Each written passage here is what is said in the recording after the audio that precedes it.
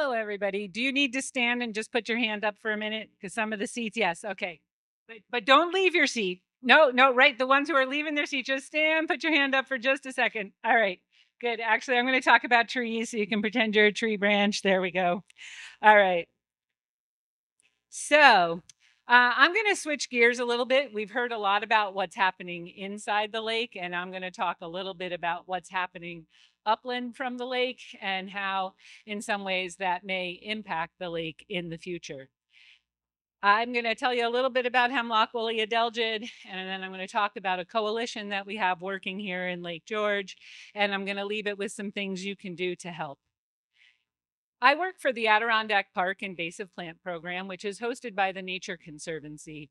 We are one of 8 regional partnerships for invasive species management across New York State. So we're very fortunate in New York State. New York puts about $14 million into invasive species management every year. And there are 8 different kinds of partnerships around the state, each one hosted by a different organization. So I am very fortunate to work with a team of really great 5 staff people, and we have 3 seasonals with us this summer as well. My background is in forestry, so I get to spend a lot of time on forest pests. We have a strategic plan, and our strategic plan calls for us to basically protect water, protect land, engage the community, and also do research and innovation, similar to some of these organizations. So we also, I'm going to talk about our forest pest work today, but we do a lot of invasive plant work on all different kinds of plants. We also have a full aquatic program, and we do a lot of education programs, and we'll be having an invasive species summit at Tannery Pond in North Creek on October 10th. So I'm going to talk a lot about invasives. Many of you already know what invasives are, but it's always good to start out with a definition.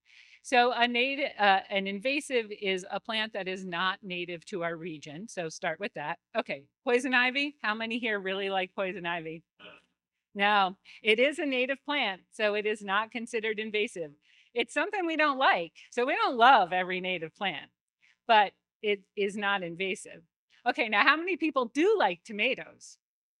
Right? Okay. See, so tomatoes are not native, but we like them. And they are not considered invasive because the next criteria for it to be invasive, it needs to be non-native and then cause harm to the environment or the economy or public health. So when you think of something like zebra mussels clogging up all the intake valves, that would be an economic harm and a potential public health harm. So that's where we get to where we have things that are not native into our ecosystems, but they're actually causing harm. So that's the work that we do at the Adirondack Park Invasive Plant Program. So some people often ask, well, why does the Nature Conservancy care about this? And the Nature Conservancy is very involved in trying to protect resilient places that will be able to survive as the climate warms and create refuges for wildlife and for people. And so this is not animated today, but this just shows where migrations flow. So we're talking about migrations of birds and mammals and others, and you can see that we're really in this hot spot here of the flow of migration. So the Nature Conservancy has taken this information and mapped the most important landscapes to protect in New York State. And many of them here in the Adirondack Park are already protected, at least from development. But that doesn't mean that the biodiversity and that the resiliency is protected, because as our climate warms, this landscape is going to change. And so one of the things, because I work in forestry, looking here at the Adirondack Park, I spend a lot of my time thinking about hemlock trees. Now, how many of you can go out and identify a hemlock? Oh, quite a few. Okay, so I don't have to write. I kind of feel like hemlock is my talisman or something, right? I think I might have been a hemlock in a prior life. So hemlocks, as you know, are keeping our stream sides cool. They're also producing great cones in the winter.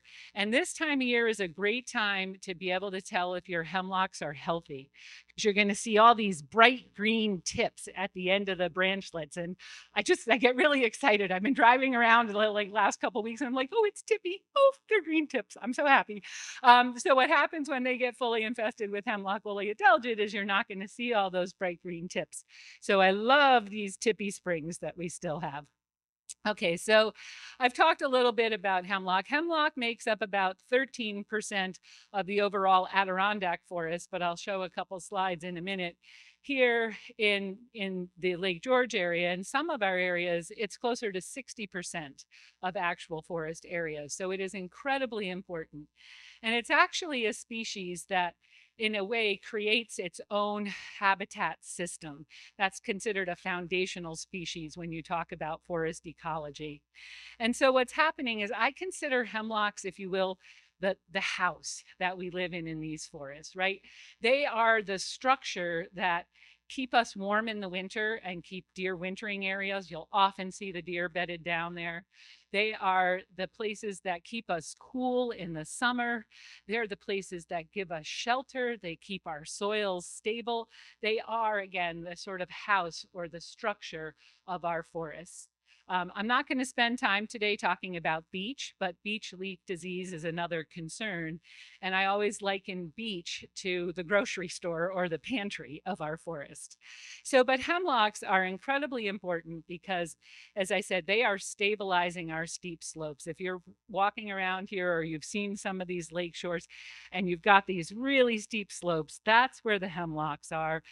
And because they're keeping the areas cool in the summer, those cold water streams that we want for that trout habitat, they're cold because that hemlock is helping to shade them.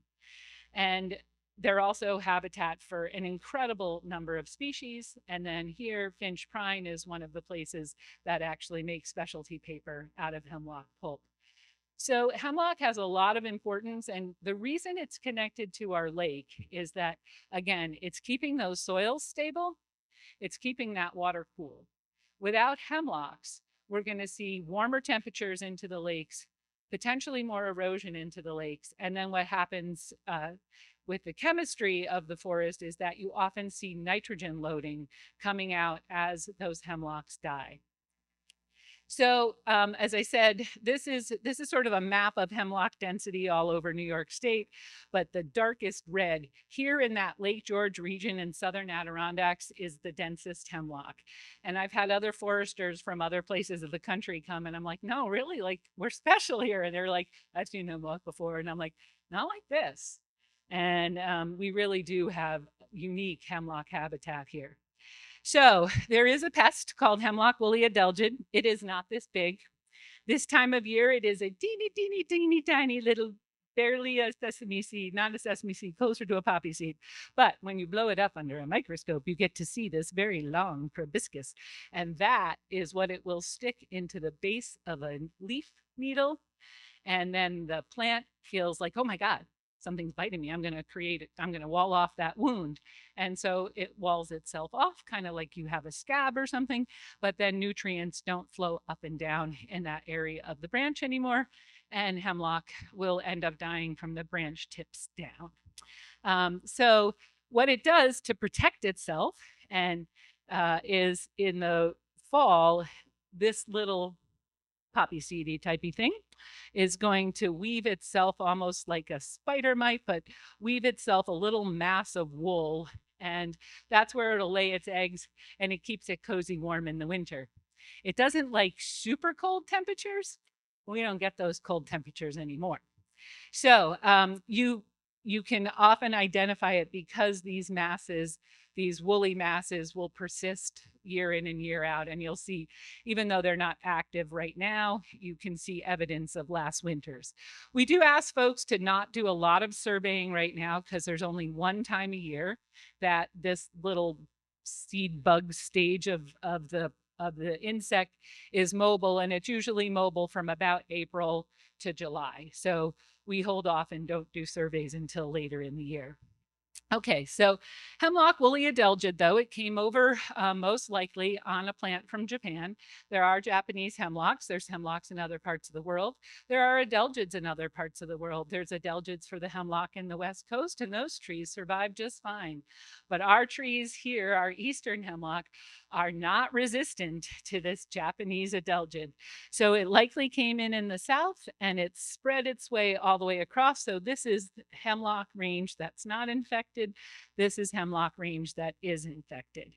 So, and in New York State, this is just areas that have infestation. And here we are now in the Lake George watershed, which I'll talk about in just a minute.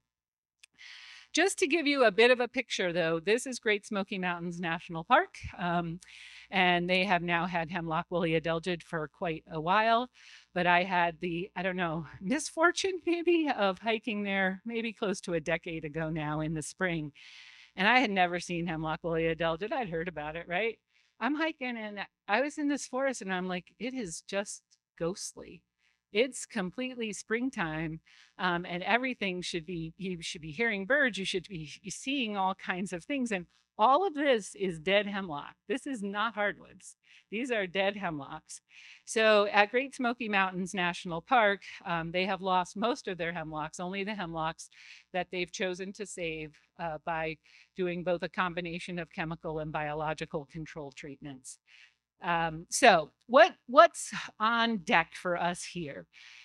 The thing is, as the climate warms, those bugs will be able to survive longer. So we go out and we actually collect those little woolly samples and tease them apart under a microscope and count how many of those little adelgids are alive every spring. So this year we were only seeing about 20% mortality. 20% of those little masses had dead bugs in them. The rest were alive. We'd love to see 90% mortality. They don't like it when it's below like 25 below, but we don't get below 25 below very often anymore. So as you see that the climate warms, this is 2015, these are projections, 2015, 2030, 2050, we will see hemlock woolly adelgid surviving everywhere. And here you can see the dark brown is where hemlock is thriving. And so you can see we have a lot of dark brown. You can still see here we have a lot of dark brown. By the time we get to 2030, the projections are we may only have hemlock in sort of the coldest hollows in the Adirondacks, which again has a lot of impacts for our water bodies because again, you can't separate the lake shore from the lake. So I don't want to be all gloom and doom though, because I fully believe that somewhere in these woods is the key to survival. There have to be resistant hemlocks. We're going to find them, but we have to keep enough hemlocks alive long enough for us to find that key. So this, and is it going to animate? No, it's not going to animate. Okay, so this is just talking about, again, I sort of talked about what the different impacts are for hemlock in Lake George. The one thing I didn't mention was also two things, I guess, which is hazard trees along the road. In Great Smoky Mountain National Park, they had to close off one of their park roads for 6 or 7 years because they had so many hazard trees, they couldn't get them all out of the road. And so when I talk with folks like highway departments, I say, you know, this is going to affect your municipalities as well. And then many of you remember the spongy moth, what now, 2 or 3 years ago. And we got so many calls, you know, the hills are dead. Why does it look like this? Well, I think as we see the hemlocks begin to die, people are going to have some of the same visual concerns. So back in 2017, there was one tree noticed that was infected on top of Prospect Mountain. Great, people went out. There was a chemical treatment of about 7 acres, thought that was stopped. Unclear whether it was stopped or not. But in 2020, there was a camper on Glen Island Campground who who saw it, noticed it was hemlock woolly adelgid, and put a point in IMAP invasives. Anybody here use IMAP invasives? All right, a couple of hands in the back. It's pretty simple. It's IMAP invasives. You can just Google it. It's a very simple thing you can have on your phone. And if you see an invasive species, you take a little picture of it and send it, and you fill out like a very short little form, and it goes into a statewide database. I love IMAP. I use it all the time.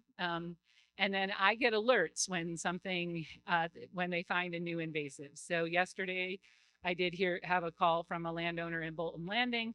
I did go over and confirm it was hemlock woolly adelgid. I was able to put it in IMAP invasives, and all of my colleagues at DEC and at the Hemlock Initiative, real time, everybody knows and can see it's there. So we do, again, aquatic work, other terrestrial work. We found out about the first infestation of stiltgrass in the Lake George watershed from a landowner who knew what stiltgrass was and put it in IMAP invasives.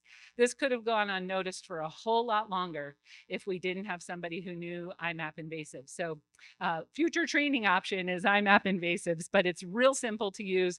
And there's some information on our website, and I have some information that I can have at the table later. But what we know now is that there was a big infestation here, done continued surveys. It's now jumped the lake. So it is on this side of the lake. It's on the tongue. It's on the lake. Clark's Hollow Bay is furthest north as far as we know right now. So again, that map is not showing, but you can look at it real time in IMAP invasives because you can screen on it and check the maps. Oops, nope, that's not gonna go. So there has been a lot going on with hemlock for the last 4 years. We've done a lot of on the ground monitoring with DEC and others and our volunteers. We've surveyed close to 4,000 areas. We've only found positives in a few hundred of those, but they are definitely concerning.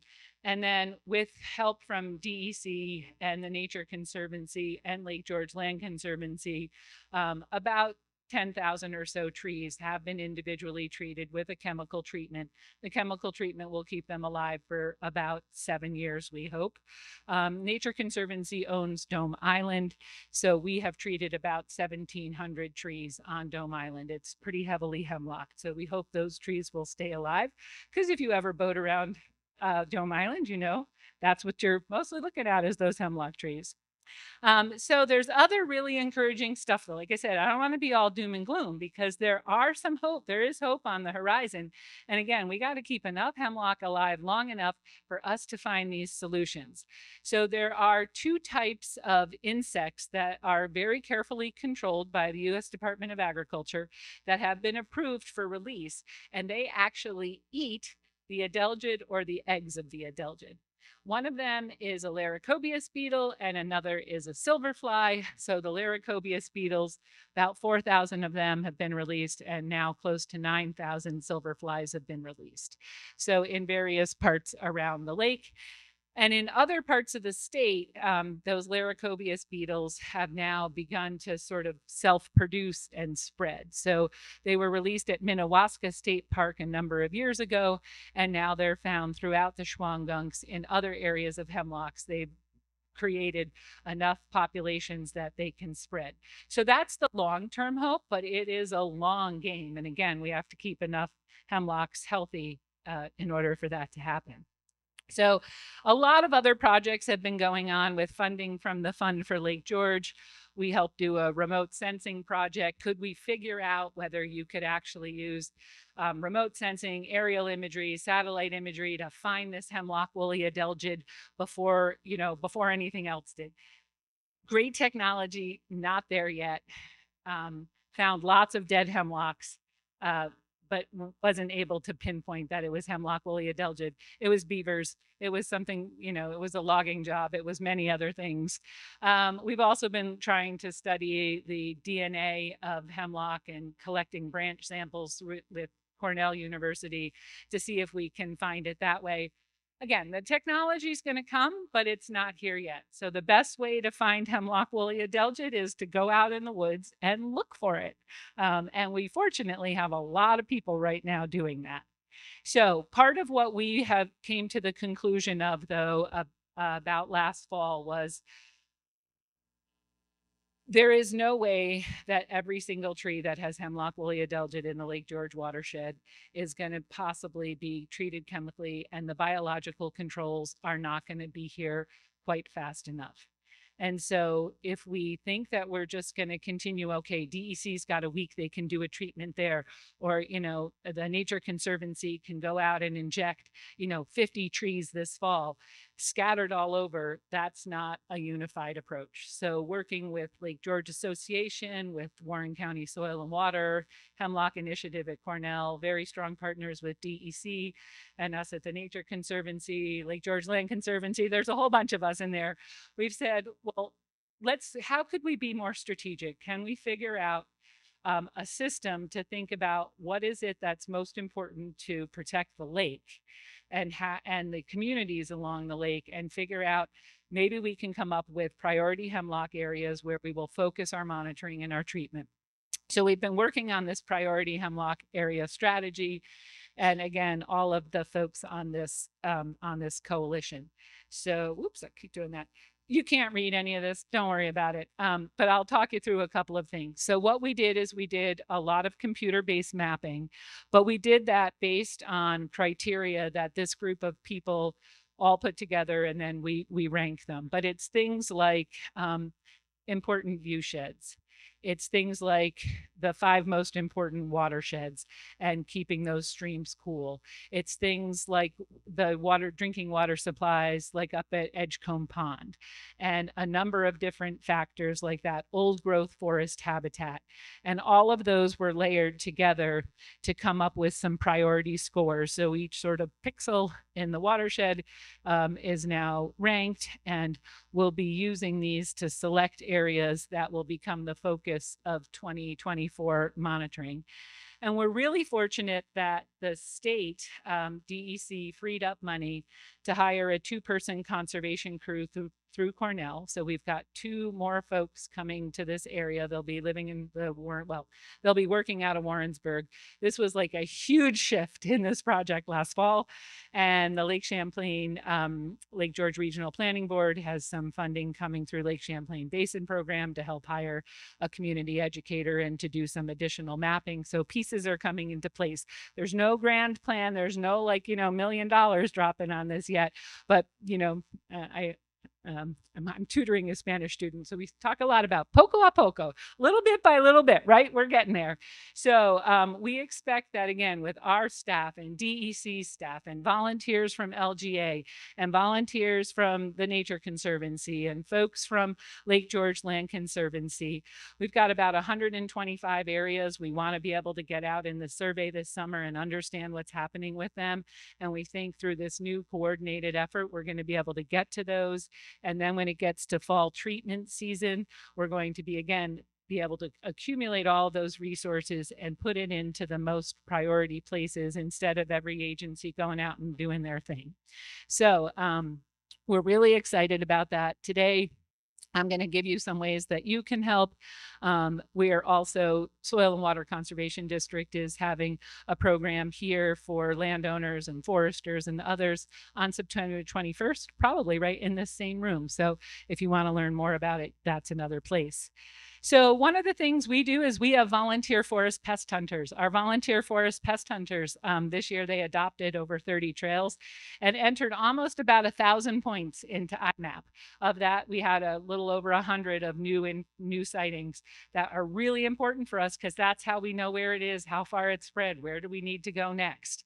And it's great work. We ask people to do that again. You can start doing it even as early as, I would say, safely late July, August, and usually our forest pest hunters go through the end of March. But especially if you like to be out in the winter, all you got to do, it's a pretty simple protocol. I'll talk with you more about it. You walk for 10 minutes, you stop, you find a hemlock tree, you find a bunch of hemlock trees, you turn over some branches, you shine bright lights up in the trees, you look for 10 minutes, walk for 10, survey for 10, enter your points into IMAP. Pretty simple, but incredibly important. So if you want to become a volunteer forest pest hunter, I can give you more information, and we'll be doing a training for our beech leaf forest pest hunters come August as well, and they'll be out in the woods this fall too. I'm not going to talk too much about IMAP, but since you are not all familiar with it, you can go to www.imapinvasives.org. You can click on New York. You can set it up on your desktop computer. It's easier to set yourself up an account on your desktop computer, but then you just put it on your mobile app. And I am not the biggest technology person, I will admit, but IMAP on my phone actually works. So you get your account set up on your desktop. Then, like yesterday, I just go here. I'm going to record a new species. Gives me a couple of things to click. I record it. I have no service because I'm someplace like Chinchcook. Doesn't matter. My phone remembers it. When I next get to a place where I can upload, I upload it. And as I said, especially if it's a new find or an important species like this, a whole bunch of people get notices. So first thing you would do is log in. And again, I have some instructions for this, so I won't spend a lot of time on an IMAP training here. But really, if you have any interest in just looking for anything, you can put your milfoil in there. You can put in Asian clams. You can put in zebra mussels. You can put in knotweed. You can put in wild parsnip. All of that data is incredibly helpful for folks who are managing. So sign up on your desktop. You can, if you want to do forest pest hunting, you can sign up for a project for the APIP Volunteer Forest Pest Hunters. A lot of folks can help you with this. If you're interested, I can help you today and give you some more information. So again, then you just take your observations. So I think collectively, we have an incredible coalition in Lake George that doesn't exist really anywhere in the country. We've been able to get ahead of a lot of other places by working on this priority hemlock strategy and being able to pool resources. We have a lot of concerned citizens out there who can be our eyes and ears on the ground. And we got Laricobius beetles and silver flies that are hopefully finding tons of food out there right now and are going to be the hope for our future. So that's a little bit about hemlock woolly adelgid, and I'll be around after the program. I'll take any questions. We have a couple questions. First, how are hemlocks chemically treated? Hemlocks are chemically treated with a combination of two chemicals, and generally they're treated with a basal bark spray unless they're very close to the water, in which case they are injected. The injection is a lot more time consuming and expensive, but the basal bark spray is literally a backpack sprayer and a wand, and you spray the bottom 4 feet of the tree and you walk around it, and it goes directly on the bark, taken up directly by the bark.